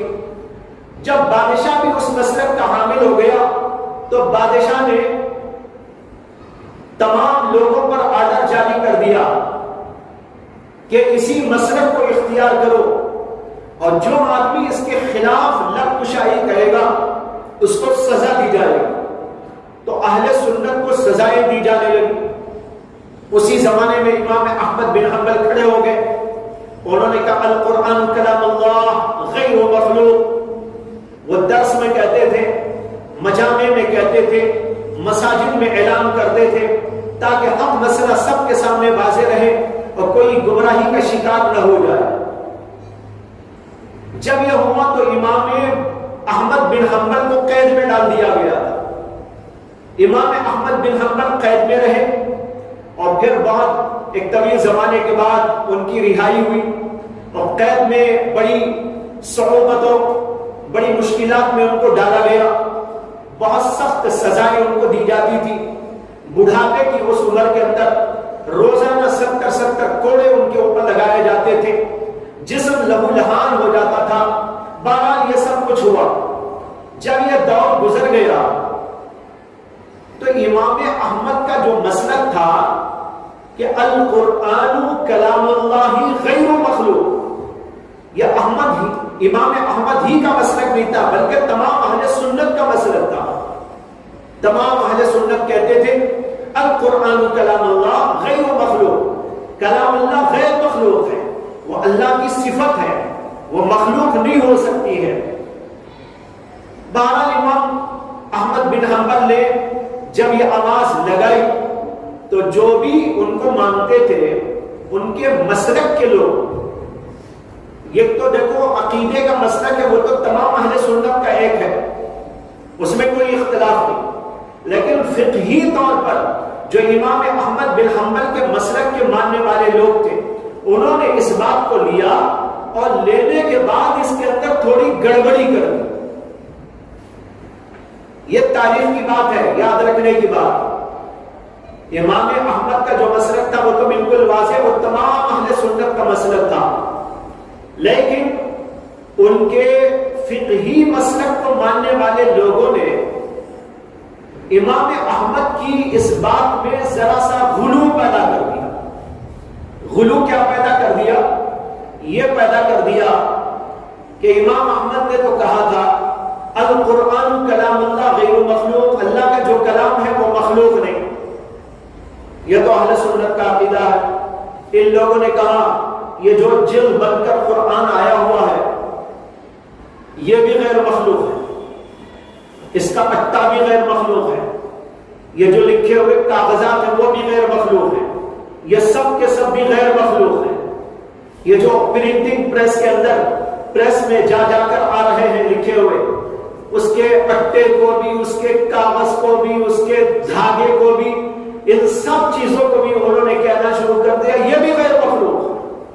حالانکہ تو گمراہی کی بات تھی. امام احمد نے تو کہا تھا قرآن جو اللہ کا کلام ہے وہ غیر مخلوق ہے، لیکن جو کتابیں لکھی ہوئی ہیں اس کا اٹا بھی، اس کا گدا بھی، اور اس کے یہ بھی، اور اس کے کاغذات بھی، یہ غیر مخلوق کیسے ہو سکتے ہیں؟ یہ بھائی یہ تو مخلوق ہے، ساری دنیا جانتی ہے کہ یہ کیا مخلوق نہیں ہے، یہ تو مخلوق ہے. لیکن غلو بعض وقت جو ہے کسی چیز میں غلو ہو جاتا ہے، تو غلو کی وجہ سے کچھ عجیب عجیب باتیں لوگوں کے ذہنوں کے اندر آتی ہیں اور لوگوں کی زبانوں پہ بھی آنے لگتی ہیں. وہاں پر یہی ہوا کہ غلو پیدا ہو گیا امام احمد بن حنبل کے ماننے والے لوگوں میں، اور اس کے اندر بڑے بڑے لوگ بھی تھے، بڑے بڑے لوگ بھی غلو کا شکار ہو گئے. بہرحال جب یہ غلو کا سیزن چل رہا تھا اسی زمانے میں امام بخاری تھے. امام بخاری کا زمانہ وہی زمانہ ہے جو غلو کا سیزن تھا. امام بخاری رحمت اللہ علیہ جو صحیح مسلک تھا امام احمد کا اسے تو مانتے تھے، لیکن یہ غلو کی باتیں تھی وہ اسے کیوں مانیں گے؟ لیکن کچھ لوگ بڑے علماء بھی ایسے تھے جو امام احمد بن حنبل کی اس بات کو لے کر غلو کا شکار ہو گئے. اب یہاں امام محمد بن یحییٰ الزہلی وہ بھی کچھ اسی قسم کے تھے، وہ بھی غلو کا شکار تھے. انہوں نے اس لیے لوگوں سے کہہ دیا کہ بھائی عقیدے کے مسئلے میں امام بخاری سے کچھ نہ پوچھو. اس سے کہ ان کو اندازہ تھا کہ جب امام بخاری سے کوئی یہ عقیدے کا مسئلہ پوچھ لے گا القرآن کلام اللہ، اس کے بارے میں آپ کیا کہتے ہیں، یہ مخلوق ہے یا غیر مخلوق، اور اگر یہ پوچھ لے کہ یہ اٹا بھی گدا یہ کیا ہوتا ہے تو وہ تو وہی کہیں گے القرآن کلام اللہ غیر مخلوق، لیکن یہ لکھے ہوئے حروف، یہ لکھے ہوئے نقوش اور یہ کاغذات، یہ اس کا اٹا، یہ سب کا سب مخلوق ہے، یہ کہیں گے. ان کو معلوم تھا، اس لیے انہوں نے اپنے لوگوں سے کہا کہ بھائی امام بخاری سے کچھ اس کے بارے میں گفتگو نہ کرو، اس لیے کہ وہ یہ بات یہاں پر کہہ دیں گے.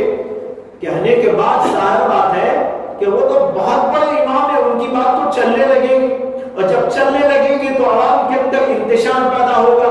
اس لیے ان سے اس بارے میں گفتگو ہی نہ کرو، صرف حدیثیں سنو، حدیثیں حاصل کرو، یا عقیدے کا کوئی مسئلہ ان سے نہ پوچھو. اب سمجھ میں آئی نا بات امام زہلی کی کہ انہوں نے کیوں کہا تھا. یہ تفصیل آپ کے سامنے نہ ہوگی تو سمجھ میں نہیں آئے گا کہ بھائی ان کو کیا ضرورت پڑ گئی تھی بولنے کی. ضرورت یہ تھی ان کو بولنے کی، اس لیے انہوں نے اپنے شاگردوں سے جو ہزاروں کی تعداد میں تھے انہوں نے نصیحت کرتے ہوئے کہہ دیا کہ امام بخاری سے حدیث کے بارے میں تو پوچھو لیکن عقیدے کا کوئی مسئلہ نہ پوچھو. بہرحال اس کے بعد جب امام بخاری کی مجالس شروع ہوئی اور ان کے دروس کا سلسلہ وہاں جاری ہوا، ہزاروں کی تعداد میں لوگ آنے لگے. امام مسلم رحمت اللہ علیہ وہ بھی شاگرد تھے امام زہری کے، اور وہ بھی امام بخاری کی مجلسوں کے اندر شرکت کرنے لگے، اور امام بخاری کے وہ بہت معتقد ہو گئے، بہت معتقد ہو گئے، یہاں تک کہ روایات میں آتا ہے کہ امام مسلم نے امام بخاری کی جوتیاں اٹھا کر اپنے سر پہ رکھ لی تھی، یعنی ان کی عظمت و جلالت اس قدر ان کے دل کے اندر پیدا ہوئی کہ امام بخاری کی جوتیاں اٹھا کر اپنے سر پہ رکھ لی تھی، تو اتنے معتقد ہو گئے ہوں گے۔ بہرحال سلسلہ چلتا رہا، دروس کے سلسلے میں لوگ ان سے سوالات کرتے تھے، مختلف قسم کے سوالات۔ امام سہلی نے تو کہہ رکھا تھا عقیدے کا کوئی سوال نہ کرو، لیکن کسی آدمی نے سوال کر ہی لیا، جیسے کہ کہتے ہیں الانسان حریص علی ما منع، جس چیز سے منع کیا جاتا ہے آدمی اسی کو کرنا چاہتا ہے۔ جیسے آپ لوگ بیٹھے ہیں بے خیال ہیں، لیکن اگر میں کہہ دوں نا ارے وہاں ایک کرسی ہے نا، اس کرسی کے پاس نہ جاؤ، تو آپ کا ذہن چلے گا کیا ہے کرسی کے پاس، کیا ہے کرسی کے پاس، کیوں مولانا نے منع کیا ہے، کیوں منع کیا ہے؟ آپ کا ذہن اسی طرف جانا شروع کر دے گا۔ اب تو نہیں جا رہا ہے، اب تو نہیں جا رہا ہے، اتنی کرسیاں رکھی ہے، لیکن اگر میں کہہ دوں یہ فلاں تیسرے نمبر والی کرسی کے پاس نہ جاؤ، تو پھر آپ کے دماغ میں خود کریش شروع ہو جائے گی، کیا ہے تیسری کرسی میں، تیسری کرسی میں، تیسری کرسی میں، تیسری کرسی آپ کے لیے ایک جو بڑا مسئلہ بن جائے گا۔ اسی طرح جب امام زہری نے کہہ دیا کہ ان سے عقیدے کا کوئی مسئلہ نہ پوچھو، اب کسی کے دل کے اندر یہ آیا کہ بھائی کیوں منع کیا، انہوں نے پوچھ کے دیکھیں گے کیا ہوتا، اب پوچھ ہی لیا۔ تو امام بخاری سے سوال کیا کہ قرآن مخلوق ہے یا نہیں؟ امام بخاری رحمۃ اللہ علیہ نے اس کا جواب دیا۔ انہوں نے کیا جواب دیا؟ کہا القرآن غیر مخلوق وافعال العباد مخلوقہ۔ امام بخاری چونکہ جانتے تھے غلو چل رہا ہے، لوگوں کے اندر بڑا غلو ہو رہا ہے، اسے امام بخاری نے کہا القرآن غیر مخلوق، قرآن جو اللہ کا کلام ہے وہ تو غیر مخلوق ہے، مخلوق نہیں، وافعال العباد مخلوقہ، لیکن جو بندے بناتے ہیں وہ مخلوق ہے۔ اگر آپ کتاب چھاپ رہے ہیں، قرآن چھاپ رہے ہیں، کاغذ لگا رہے ہیں، گتا لگا رہے ہیں اور اس کو سی رہے ہیں، تو یہ ساری چیزیں جو استعمال ہو رہی ہیں افعال مخلوق، افعال العباد ہیں یہ افعال العباد۔ اسی طرح ہماری زبانوں پر جو الفاظ جاری ہوں گے، ہماری زبانوں پر جو آئیں گے، ظاہر بات ہے یہ افعال العباد ہے، یہ تو مخلوق ہے، یہ انہوں نے کہا۔ اب یہ کہنے کے بعد بڑا ہنگامہ شروع ہو گیا، لوگوں کے درمیان میں اختلاف برپا ہو گیا، اور امام زہری رحمۃ اللہ علیہ نے اپنے شاگردوں سے کہا کہ میں نے تو تم کو منع کیا تھا، لیکن تم نے جا کر سوال کیا اور ہمارے مسلک کے خلاف انہوں نے بیان کر دیا، اب یہاں پر لوگوں کے درمیان میں ہنگامہ برپا ہے، اس لیے جو بھی ان سے اس قسم کے سوالات کر رہا ہے وہ میری مجلس میں نہ آیا کرے۔ یہ کہنے کے بعد امام مسلم ان کی مجلس میں جانا چھوڑ دیا، امام بخاری ہی کو انہوں نے پکڑ لیا اور امام زہری کو چھوڑ دیا۔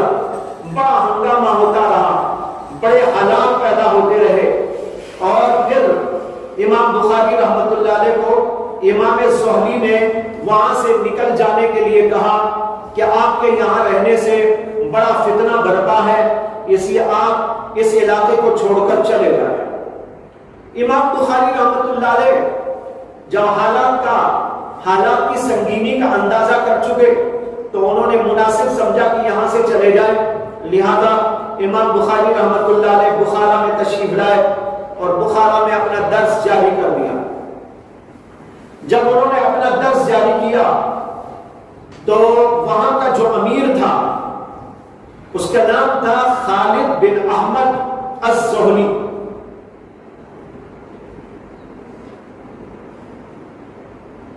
اس نے امام بخاری رحمۃ اللہ علیہ کے پاس اپنا پیغام بھیجا، پیغام یہ بھیجا کہ میرے بچے ہیں ان کو درس دینے کے لیے آپ میرے ہاں تشریف لائے، لیکن امام بخاری نے کہا کہ حدیث کا درس دینے کے لیے میں آپ کے ہاں نہیں آ سکتا، آپ کے بچوں کو میرے ہاں بھیج دیں۔ لیکن خالد بن احمد نے اس کے جواب کے اندر کہا کہ میرے بچے معمولی بچے نہیں ہیں، یہ شہزادے ہیں، اس لیے آپ اگر میرے ہاں آ کر درس دینا نہیں چاہتے تو کم از کم ایسا کر لیجئے کہ میرے بچوں کے لیے الگ مجلس آپ کی ہو جس میں کوئی عوام نہ آئے، عوام میں سے کوئی نہ ہو، صرف میرے بچے ہوں اور آپ ان کو درس دیں۔ امام بخاری رحمۃ اللہ علیہ نے فرمایا کہ میں حدیث رسول کو کسی کے لیے مختص نہیں کر سکتا، حدیث اللہ کے نبی کی ساری دنیا انسانیت کے لیے ہے، اس میں کوئی کافر بھی آئے گا تو میں منع نہیں کر سکتا، جب میں درس دوں گا تو کوئی بھی آ سکتا ہے، میں کسی کو منع کروں یہ بات درست نہیں کر سمجھتا۔ اس پر امام بخاری رحمۃ اللہ علیہ کی سے اس نے اختلاف کیا اور امام بخاری رحمۃ اللہ علیہ کو وہاں سے جلا وطن ہونے کا حکم دے دیا۔ یہ تیسرا واقعہ ہے جس سے کہ امام بخاری کو جلا وطن ہونا پڑا۔ آپ وہاں سے نکل کر ایک علاقے میں پہنچے جس کا نام تھا بیکند۔ جب آپ بیکند پہنچے وہاں بھی لوگوں میں اختلاف ہو گیا، لوگوں نے کہا بھائی یہ آدمی ٹھیک نہیں ہے، ان کے بارے میں امام زہری یوں کہتے ہیں، فلاں آدمی یوں کہتے ہیں، انہوں نے یوں کہہ دیا، اور یہاں پر وہ اختلاف ہو گیا، یہاں پر رہیں گے تو یہاں بھی اختلاف ہوگا۔ تو امام بخاری رحمۃ اللہ علیہ نے بیکند کو بھی چھوڑ دیا۔ اسی دوران اہل سمرقند نے امام بخاری کو دعوت دی اور امام بخاری کو دعوت دیتے ہوئے کہا کہ آپ کے لیے اپنے وطن میں مشکلات ہیں، دوسری جگہ آپ جا رہے تو وہاں آپ کے لیے مشکلات ہیں، ہم اہل سمرقند آپ کو دعوت دیتے ہیں، آپ ہمارے یہاں تشریف لائے، ہم آپ کی جلالت قدر اور عظمت کو جانتے ہیں اور آپ سے ہم استفادہ کریں گے، یہاں کے علماء محدثین آپ کے دیدار کے مشتاق ہیں، لہذا آپ یہاں پر تشریف لائے، ہم آپ کا شایع نشان استقبال کرنے کو تیار۔ جب دعوت نامہ پہنچا امام بخاری کو تو آپ نے اس کو قبول کر لیا اور بیکند سے روانہ ہو کر چلنے لگے۔ چلتے چلتے راستے میں ایک مقام آیا جس کا نام تھا خرتنگ، خرتنگ نام تھا۔ اس مقام پر امام بخاری رحمۃ اللہ علیہ نے قیام کیا، اسے کے سفر میں رک رک کے جانا پڑتا تھا اس زمانے میں، تو وہاں پر قیام فرمایا اور وہاں پر قیام کے دوران ان کی طبیعت خراب ہو گئی۔ طبیعت خراب ہونے پر تہجد میں انہوں نے دعا کی، دعا کے اندر انہوں نے کہا بڑی لجاجت اور بہت ہی عاجزی انکساری کے ساتھ، اللہم انہو قد ضاقت علی الارض بما رحبت فاقبضنی الیک، اے اللہ یہ زمین اپنی وسعتوں کے باوجود میرے اوپر تنگ ہو گئی، اے اللہ یہ زمین اپنی وسعتوں کے باوجود میرے اوپر تنگ ہو گئی ہے، فاقبضنی الیک، مجھے اپنی طرف بلا لیجیے، اب میں دنیا میں رہنا نہیں چاہتا۔ بہت گڑ گڑا کر رو رو کر تہجد کے دوران امام بخاری یہ دعا کرتے رہے۔ پھر چند دنوں تک وہاں ان کا قیام رہا اور سمرقند کے ارادے سے نکلنے کے لیے تیاری کر رہے تھے۔ سواری پر سوار ہوئے اور سواری پر سوار ہوتے ہی ان کو معلوم ہوا کہ ضعف اور نقاہت بہت بڑھ گئی اور سواری پر سوار ہونے کی بھی طاقت نہیں۔ انہوں نے اپنے شاگرد اور اپنے جو ساتھ میں موجود تھے ان لوگوں سے کہا کہ مجھے سواری سے اٹھاؤ، سواری سے نکالو، اتارو اور مجھ کو بٹھا دو۔ چنانچہ وہیں پر ان کو بٹھا دیا گیا۔ جو ہی بٹھایا گیا وہی ان کی روح نکل گئی اور انہوں نے جان آخری کے سپرد کر دی۔ یہ واقعہ پیش آیا تھا عید الفطر کو 252 ہجری میں۔ عید کے دن ظہر کی نماز میں نماز جنازہ ادا کی گئی اور وہیں خرطن کے مقام پر ان کو دفن کیا گیا۔ انا للہ و انا الیہ راجعون۔ یہ ہے امام بخاری رحمۃ اللہ علیہ جن کا مختصر تذکرہ آپ کے سامنے پیش کیا گیا۔ کتابوں کی کتابیں تفصیل کے ساتھ ان کے حالات پر لکھی ہوئی موجود ہیں۔ پورے حالات پڑھنا ہو تو کتابوں کی طرف رجوع کیجیے، لیکن کتاب کے شروع میں مختصر تعارف کی ضرورت تھی، اس لیے آپ کے سامنے اس کو بیان کر دیا۔ امام بخاری نے بہت سی کتابیں لکھی، انہوں نے تو اصل میں 10 کا سلسلہ جاری کیا تھا، ہزاروں ہزار نہیں لاکھوں انسانوں نے ان سے استفادہ کیا تھا، اور جو کتابیں انہوں نے تصنیف کی ان میں سے ایک کتاب قضائے الصحابہ والتابعین جس کا ذکر میں پہلے کر چکا ہوں، دوسری کتاب التاریخ الکبیر اس کا بھی تذکرہ کر چکا ہوں، تیسری کتاب التاریخ الصغیر یہ بھی آپ کے سامنے ذکر کیا، ایک التاریخ الاوسط، یہ 3 کتابیں التاریخ الکبیر، التاریخ الاوسط، التاریخ الصغیر۔ سب سے بڑی کتاب راویوں کے احوال پر التاریخ الکبیر انہوں نے لکھی، اور پھر ایک درمیانی انداز کی کتاب لکھی اور ایک چھوٹی سی کتاب لکھی، اور ان کی کتابوں میں الادب المفرد حدیث پاک کی کتاب ہے جو ایک خاص عنوان پر ہے، اخلاقیات پر، اسی لیے اس کا نام ہے الادب المفرد۔ مفرد کے معنی ہے ایک ہی عنوان پر لکھی جانے والی کتاب۔ اس میں ادب یعنی انسان کو کس طرح زندگی گزارنا چاہیے، ماں باپ کے ساتھ، پڑوسیوں کے ساتھ، رشتہ داروں کے ساتھ، دوست احباب کے ساتھ، کھانے و پینے میں، چلنے اور پھرنے میں، مختلف عام حالات میں کس طریقے پر زندگی گزارنا، دعائیں، آداب وغیرہ، یہ سب باتیں اس کے اندر احادیث کی روشنی میں پیش کی گئی ہے۔ پہلے یہ کتاب ہمارے مدرسے میں داخل درس تھی، ریاض الصالحین کے پہلے یہی کتاب پڑھائی جاتی تھی، بعد میں ریاض الصالحین کو داخل کر کے اس کو نکال دیا گیا۔ یہ الادب المفرد ملتی ہے عام طور پر اور بڑی پڑھنے کے لائق کتاب ہے۔ ایک کتاب ان کی ہے، اس کا نام ہے جزء رفع الیدین۔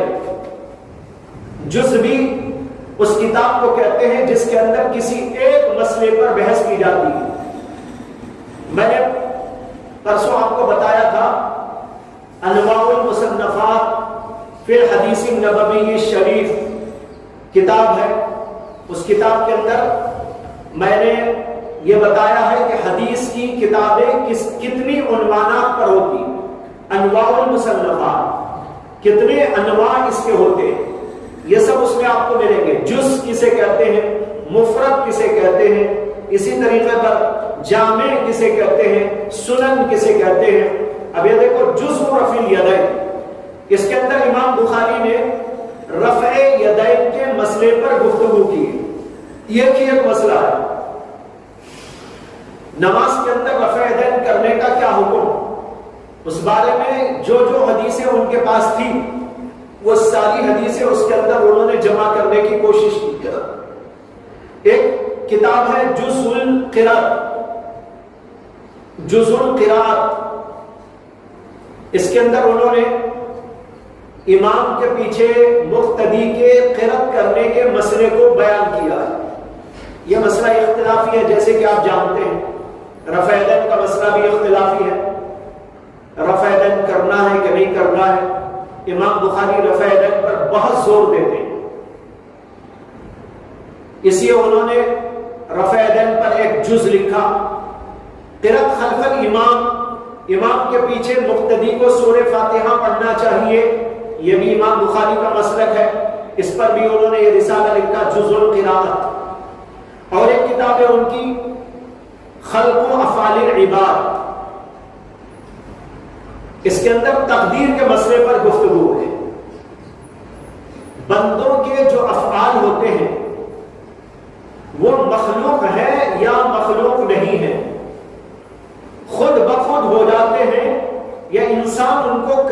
ہے، بناتا ہے۔ یہ ہے تقدیر کا مسئلہ۔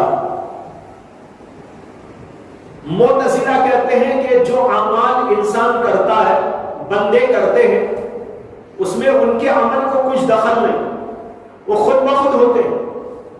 ایک آدمی نماز پڑھتا ہے تو اس کا کوئی ارادہ، اس کا کوئی عمل اس میں نہیں ہے، وہ خود بخود ہوتا ہے۔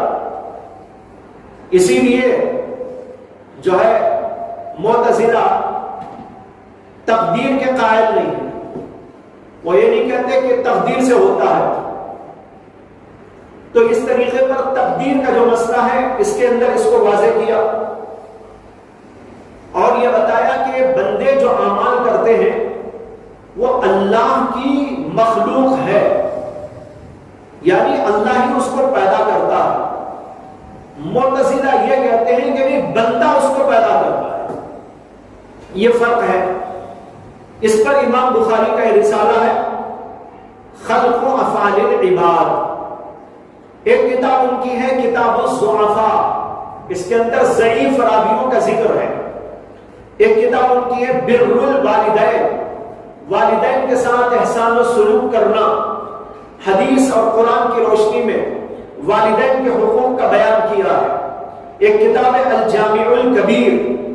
یہ الجامع الکبیر اب ملتی نہیں ہے، ان کی کتابوں میں ملتا ہے کہ انہوں نے ایک کتاب لکھی تھی الجامع الکبیر کے نام سے، لیکن وہ دنیا میں آج موجود نہیں ہے، کہیں کسی کتب خانے میں چھپی ہوئی ہو تو واللہ عالم۔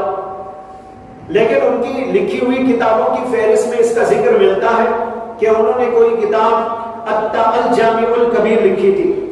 ایک کتاب ان کی الوحدان ہے۔ الوحدان وہ کتاب ہوتی ہے جس کے اندر بحث کی جاتی ہے ایسی حدیثوں کی جس کو ایک ہی ایک راوی بیان کرتا ہے۔ اور ایک کتاب ہے الاشربہ، اور ایک کتاب ہے مسند کبیر، ایک کتاب ان کی ہے تفسیر کبیر، ایک کتاب کا نام ہے مبسوط، اور ایک کتاب وہ ہے جس کو ساری دنیا جانتی ہے، وہ ہے الجامع الصحیح، جس کو آپ پڑھنے کے لیے یہاں پر بیٹھے ہوئے ہیں۔ یہ سب سے زیادہ ان کی مانی ہوئی مشہور و معروف اور عظیم الشان کتاب ہے۔ اتنی کتابیں ان کی کتابوں کے اندر ملتی ہیں۔ سب سے زیادہ مشہور و معروف الجامع الصحیح کتاب ہے۔ اب آپ کے سامنے الجامع الصحیح کا تعارف اور اس کی کچھ خصوصیات، اس کے کچھ فضائل اور امام بخاری کے اس سلسلے میں آداب کا بیان کرنا ہے، وہ انشاءاللہ کل عرض کرنے کی کوشش کروں گا۔ وآخر دعوانا الحمدللہ۔ Like, share and subscribe to our channel and press bell icon to get notifications of our new videos.